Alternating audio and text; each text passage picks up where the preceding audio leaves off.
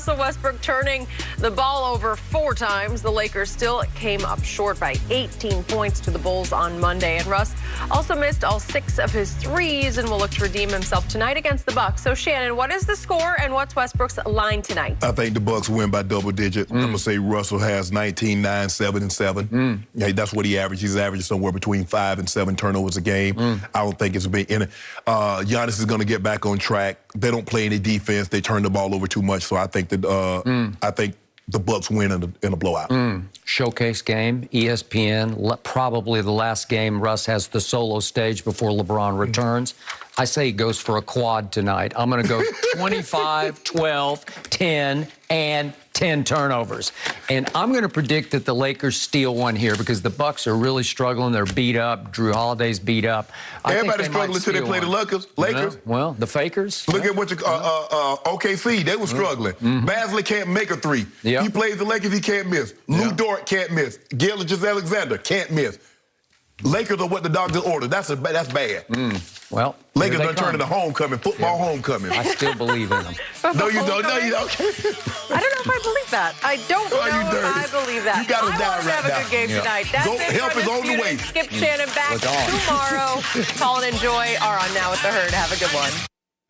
Lakers are 7.5-point underdogs tonight against the Bucks, but help may be on the way for the purple and gold. According to reports, LeBron has been making progress from his abdominal strain and is even targeting a return this Friday against the Celtics. Chris Broussard still with us. Chris, can LeBron turn the Lakers back into a championship team? Yes. Can he? For sure. A championship contender. I'm not predicting they'll win it with LeBron, but definitely they'll be one of those few teams in the hunt. The concern, of course, with LeBron is will he stay healthy? I do think this age issue is real, and, you know, he could get hurt again. So we'll see. But if he's healthy, LeBron, AD, Westbrook, yeah, they're definitely a championship contender. One thing I see that I like, even though they've lost some games, they obviously got blown out by the Bulls, I like that Westbrook, even with LeBron, is not playing exclusively point guard. You see THT and other players bringing the ball up and initiating the offense. And sometimes it's Westbrook, but not all the time. And that means when LeBron comes back, he'll be on the ball a lot. And Westbrook will be off the ball. I think Westbrook is getting more acclimated to being off the ball, moving a little better off the ball, cutting to the rim a little bit better. He has had the ball down the stretch, which I'm not that fond of at all. I'm sure you guys aren't either. But again, I think he'll respect that when it comes down to the stretch, LeBron needs to have that ball. So I'm encouraged a little bit by Westbrook being off the ball, even without LeBron. So when LeBron comes back, I think it's a good fit. So, yeah, they'll still work out some kinks. They've shot it well. I think better than people expected from 3. They're shooting like they're 12th in the league in three-point percentage. That's pretty good for what we expected from them. So, yeah, they'll get it back. They got to work on things defensively. But with LeBron, they're definitely in the hunt. Well, you say you like Westbrook off the ball a little bit more. I would like him off the court a little bit more. So that's why I'm trying to go with this here. Here. The thing is, for me, do I believe he'll make them better? Yes. But he has his work cut out. Because offense is not the problem, Chris. It's defense and turning the ball over. And Russ is still turning the ball over. Russ is going to give you on a nightly basis somewhere between 4 and 7 assists. And you know, in crunch time, in close situations, you can't turn the ball over. You cannot turn the ball over and not play defense. You can't. Because at least you can hang your hat because you're going to have, they're going to be games that you have slumps scoring the basketball. But if you have a slump scoring the basketball, you just can't give the guys the 4 or 5 and during the pandemic and just let them get free drives to the basket. You can't let guys shoot wide open threes and not get a hand, not contest them, not run them off the three-point line, not get a hand in their face. That's their problem. And Russ, what do we do with him? Chris, that is still the fly in the ointment. That is it. All this other stuff, a triple-double. Yeah, he's having 11 assists, but he's having 8 turnovers. That's not good. Yeah, he had a triple-double, but he had 10 turnovers. That's not good. What we've done, Chris, is that we've turned a blind eye. In the process of those triple-doubles, he damn near led the league in turnovers every single year that he led to have that triple-double. That's not good. Because in close ball games, that's when it manifests itself. You can get away with a turnover in the first or the second quarter. But when you turn the ball over 3 times in the fourth quarter and you're in a nip-tuck ball game, no. So this is going to be LeBron's most daunting task. I'm anxious to see him get back and play with Malik Monk. We've seen him play one game with Monk, but play with THT again. Play with Wayne Ellington. Guys that can space the floor, that he can create shots for. AD, I like the way AD, but I want AD to be more aggressive. Russell Westbrook should never have more shot attempts than Anthony Davis. I don't care if he's shooting 60% that night. He shouldn't have more shot attempts than Anthony Davis, period. Okay, Chris Broussard, you shocked me with your take because you indicate that Russell Westbrook is actually heading north. Westbrook is heading north, and both Shannon and I think he's already headed completely south on the 405 to the point that we would like to see him out of town.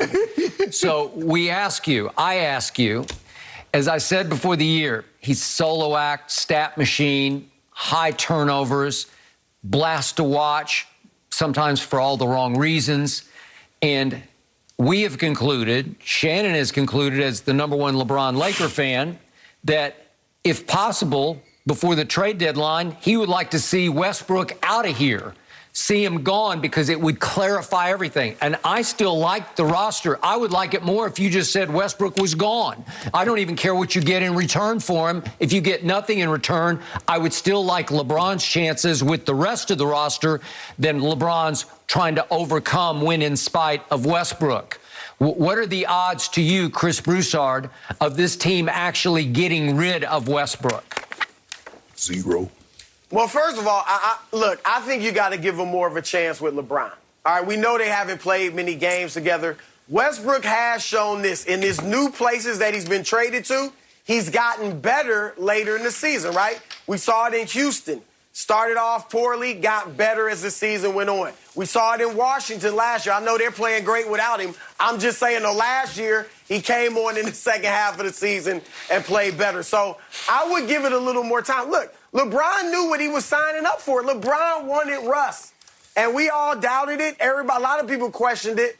LeBron knew this is how Russ plays. LeBron's a student of the game. He watches tape on other players. He knew what he was getting. So I just think you mentioned the turnover, Shannon. Obviously, it's a problem. But you got to get the ball out of his hands more. And I think when LeBron is back, that will be the case. LeBron's got to take the ball. It's LeBron's team. He won it. I'm serious. And that's what they got to do. Now, if it doesn't work out, if LeBron can stay healthy and play the next couple of months and it's just not working out, then you can try to move him. But let's be honest. Who's taking him and that contract? And people were shocked that the Wizards could trade him. Okay. And so a contender's not going to want to fit him in, and a bad team, you're not giving him the ball to him, so it takes away from your young developing players. So they might be stuck with it. So, Chris, I agree. You've got to get the ball out of Westbrook's hands. How? He lives for the ball in his hands. It's who he is, who he's always been. Nobody's ever held him accountable for all those turnovers. He's running away again with the league lead in turnovers. What do you do with him if he doesn't have the ball in his hands? He is simply the worst superstar jump shooter I have ever seen. High turnovers, lousy shooter, 29% from 3, so liability from 3, and he still takes 4.3 a game, which is way too many. Okay, so if LeBron says, give me the ball and get out of the way, he's a low-end defender. He can steal the ball occasionally, but he doesn't really on-ball defend. No. Okay, so help me out. What's his value to even be on the floor? You go stand over there and stay out of the way? His energy and getting moving without the ball. Look, we've seen players have to adjust. Later in their career, individual stars who go to a team and they have to adjust.